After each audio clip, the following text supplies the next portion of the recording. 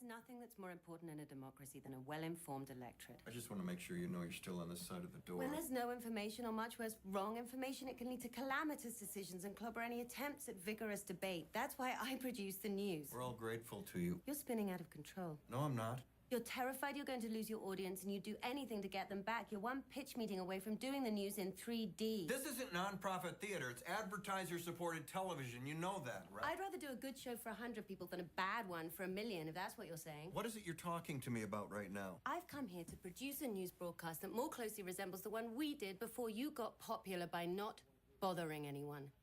Leno. I think Jay and I would rather be employed if it's all the same to you. It's not all the same to me, you punk. I've come here to take your IQ and your talent and put it to some patriotic fucking use. And where does it say that a good news show can't be popular? Nielsen ratings. We're going to do a good news show and make it popular at the same time. That is impossible. Between your brains, charm, looks, and affability, and my refusal to live in reality. It's impossible that the social scientists have concluded that the country is more polarized than at any time since the Civil War. The Civil War. Yes, people choose the news they want now, but we People overcome choose the that. facts they want now.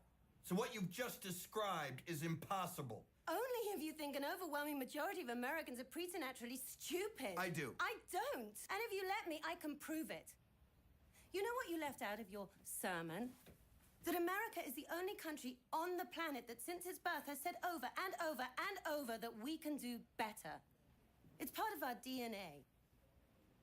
People will want the news if you give it to them with integrity. Not everybody, not even a lot of people. 5%. And 5% more of anything is what makes the difference in this country. So we can do better. Now, I'd like you to listen to these words, which were written 500 years ago by Don Miguel de Cervantes. Hear me now, O thou bleak and unbearable world, thou art base and debauched as can be. But a knight, with his banners all bravely unfurled, now hurls down his gauntlet to thee. That was Don Quixote. Those words were written 45 years ago by the lyricist for Man of La Mancha.